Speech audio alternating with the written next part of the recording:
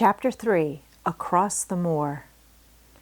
She slept a long time, and when she awakened, Mrs. Medlock had bought a lunch basket at one of the stations, and they had some chicken and cold beef and bread and butter and some hot tea.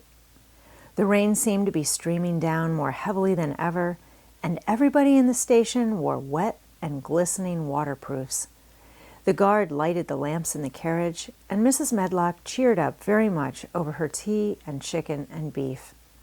She ate a great deal and afterwards fell asleep herself, and Mary sat and stared at her and watched her fine bonnet slip on one side until she herself fell asleep once more in the corner of the carriage, lulled by the splashing of the rain against the windows.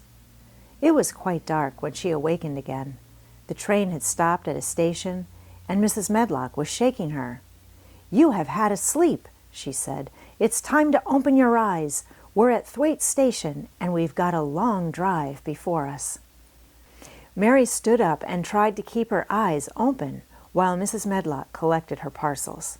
The little girl did not offer to help her because in India, native servants always picked up or carried things, and it seemed quite proper that other people should wait on one. The station was a small one, and nobody but themselves seemed to be getting out of the train. The station master spoke to Mrs. Medlock in a rough, good-natured way, pronouncing his words in a queer, broad fashion, which Mary found out afterwards was Yorkshire. "I see that's got back," he said, "and that's brought the young un with thee." "Aye, that's her," answered Mrs. Medlock, speaking with a Yorkshire accent herself, and jerking her head over her shoulder towards Mary.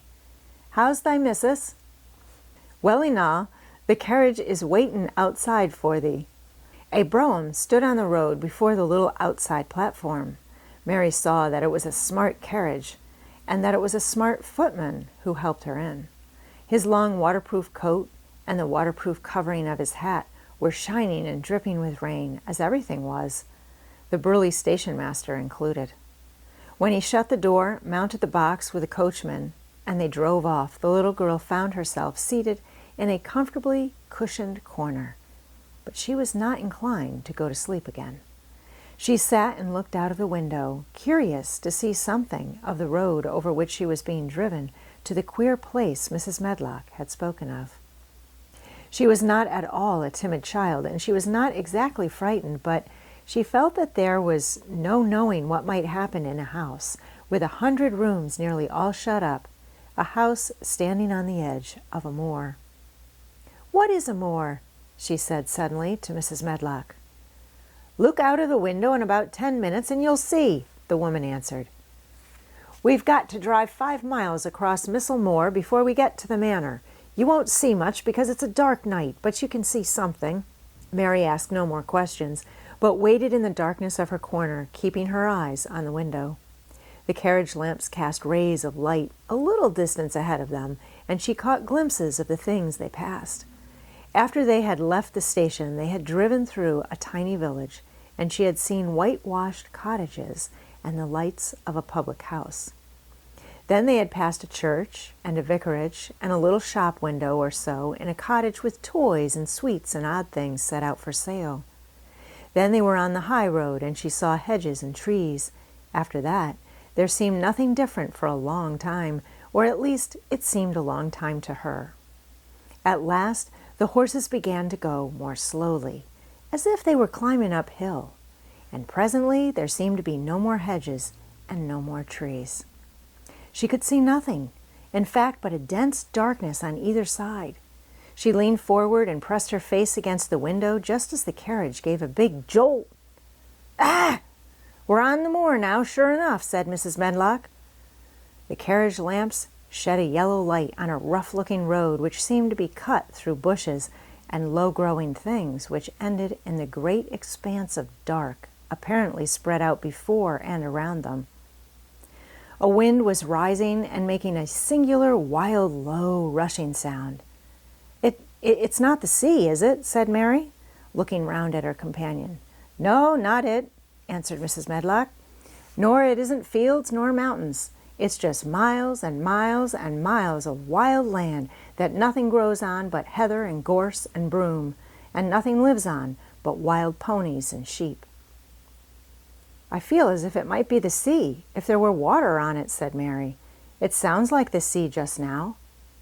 "That's the wind blowing through the bushes," Mrs. Medlock said. "It's a wild, dreary enough place to my mind, though there's plenty that likes it, particularly when the heather's in bloom."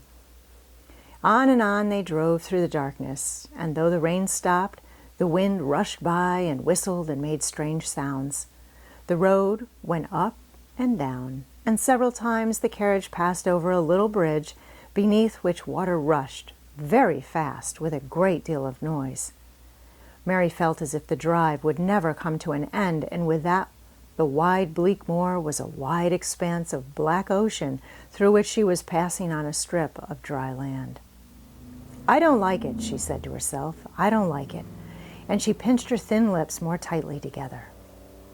The horses were climbing up a hilly piece of road when she first caught sight of a light. Mrs. Medlock saw it as soon as she did and drew a long sigh of relief. "I'm glad to see that bit of light twinkling," she exclaimed. "It's the light in the lodge window. We shall get a good cup of tea after a bit, at all events." It was after a bit, as she said, for when the carriage passed through the park gates, there was still 2 miles of avenue to drive through, and the trees, which nearly met overhead, made it seem as if they were driving through a long, dark vault. They drove out of the vault into a clear space and stopped before an immensely long but low-built house, which seemed to ramble round a stone court. At first Mary thought there were no lights at all in the windows, but as she got out of the carriage, she saw that one room in a corner upstairs showed a dull glow. The entrance door was a huge one made of massive, curiously shaped panels of oak, studded with big iron nails and bound with great iron bars. It opened into an enormous hall, which was so dimly lighted that the faces in the portraits on the walls and the figures in the suits of armor made Mary feel that she did not want to look at them. As she stood on the stone floor, she looked a very small, odd little black figure, and she felt as small and lost and odd as she looked. A neat, thin old man stood near the manservant who opened the door for them. "You are to take her to her room," he said in a husky voice. "He doesn't want to see her. He's going to London in the morning." "Very well, Mr. Pitcher," Mrs. Medlock answered. "So long as I know what's expected of me, I can manage." "What's expected of you, Mrs. Medlock," Mr. Pitcher said, "is that you make sure that he's not disturbed and he doesn't see what he doesn't want to see." And then Mary Lennox was led up a broad staircase and down a long corridor and up a short flight of steps and through another corridor and another until a door opened in a wall and she found herself in a room with a fire in it and a supper on a table.